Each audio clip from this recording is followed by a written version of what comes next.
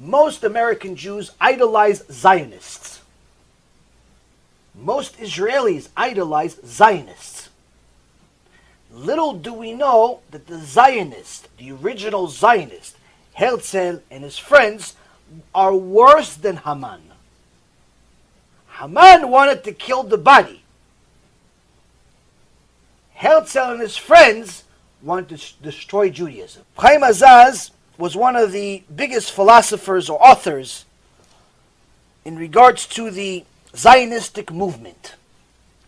And he writes the following in the Machazeh Adrasha. אין היהדות והציונות דבר אחד הם, אלא שני דברים שונים זה מזה, הסותרים זה את זה. Judaism and Zionism are not one thing.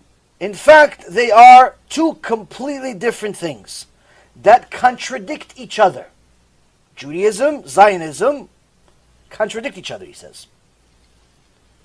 כשאדם אינו יכול להיות יהודי, הוא נעשה ציוני. When a person can't be a Jew, he decides to be a Zionist. הציונות מתחילה ממקום הריסת היהדות. Why? Because Zionism begins after Judaism is destroyed. היא לא ההמשך. Zionism is not a continuation of Judaism. היא ההפך ממה שהיה. Zionism is the opposite of what Judaism is. אני מאמין שארץ ישראל זה כבר לא יהדות. I believe, he says, that Eretz Yisrael is not Judaism. He is a Zionist. Nachman Sirkin would consider in Merashep, he's one of the heads of Poalet Zion, one of the heads of Zionism, would continuously make fun of Judaism, calling Zionism the light and Judaism the darkness, and a holy war between the two. That they have to spell Bekol Kochot Ashachor V'Azadon Alalu. Kitve Nachman Sirkin, Otzah Dever, Tafresh Tzadik Tet. Zionism, so you don't understand, is not a problem with religion. Zionism is an anti-Judaism movement. Why? We go to another one of the famous Zionists. The author Yosef Chaim Berner, who in 1921, איש ההנהגה שבתחילת 1921, גם השתתף בוועידת יסוד ההסתדרות הכללית. He's one of the ones that was in the founding of modern day Israel, or the Zionist movement. What did he say? He says the Brit HaChadasha, the New Testament, is our book. הברית החדשה, ספרנו היא. The New Testament, that's our book. עצם מעצמנו, it's from us. It's like from within us, the New Testament. בשר מבשרנו, this is meat, this is like flesh from among us. יכול אדם מישראל להיות יהודי טוב, מסור לנאומו בכל לבבו ונפשו, ולא לפחד מפני הנצרות. A person can be a good Jew and not have any fear of Christianity. Like it's some trefa. אדרבה, להתייחס אליה ברטד ונפש דתי. Opposite, you should treat it as if it is his religion. He wrote this בספרות ובעיתונות הפועל הצעיר, חשוון 1910. The famous one is Herzl, Benjamin Zev Herzl. In 1892, he wrote that he prefers that all of the Jews would convert to Christianity. And he says in this letter to Benedict, the Maurice Benedict, יש לי בן, הייתי מעדיף להתנצר היום או מחר. כדאי שתקופת החברות שלו בנצרות תתחיל מוקדם ככל האפשר. He had a son that he didn't circumcise him. And he says, I prefer that my son would convert right now, today or tomorrow. So his whole life starts off the right foot. אבל אינני יכול לעשות זאת משתי סיבות. Like he himself can't do it right now. His father was still alive apparently. That's the first reason. The second reason, ושנית, אין לנטוש את היהדות כל עוד היא קיימת. So it doesn't make any sense to publicly disown Judaism so long as I can take advantage of it. Well, people are going against it. I can get money from donors. I get, political support. We just have to be patient. יש ליצור תחילה מצב של סבלנות. ואחר כך להעביר את כל היהודים כגוף אחד אל הנצרות. We have to be patient, and after we get everything we want, we'll move all of the Jews, bar minan, to Christianity. This is, he writes in the letter to Benedict.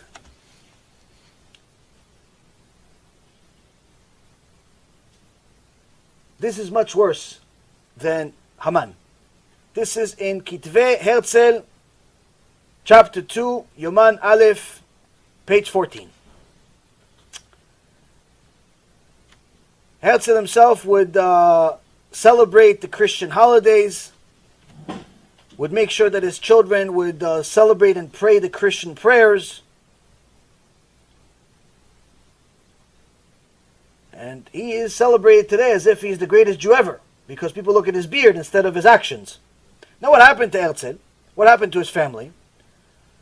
His wife, Julie, died at age 39, 1907. Looks like it was a heart attack of some kind. His oldest daughter, Paulina, was a promiscuous woman to a very high extent, apparently, to the extent of she was hospitalized. She kept getting married and getting divorced, eventually ran away to France, where she became a morphine addict and died at age 40.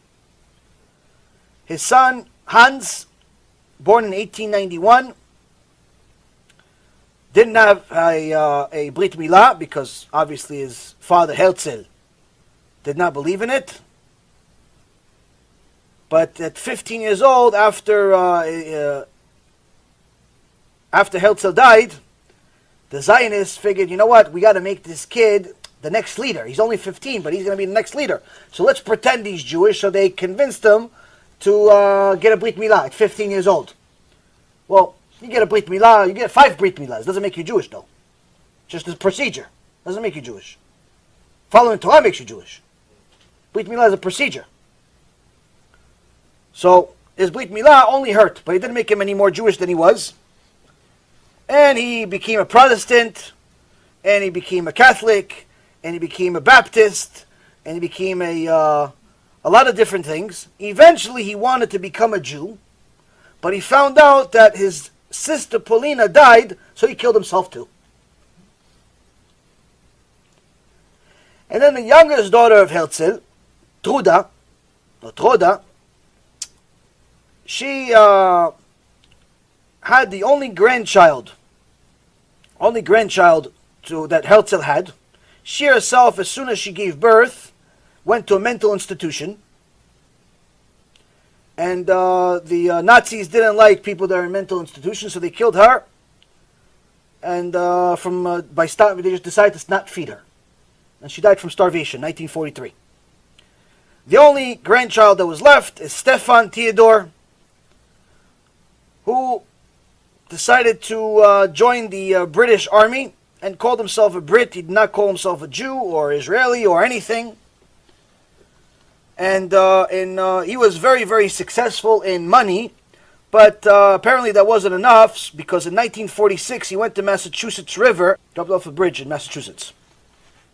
November 1946.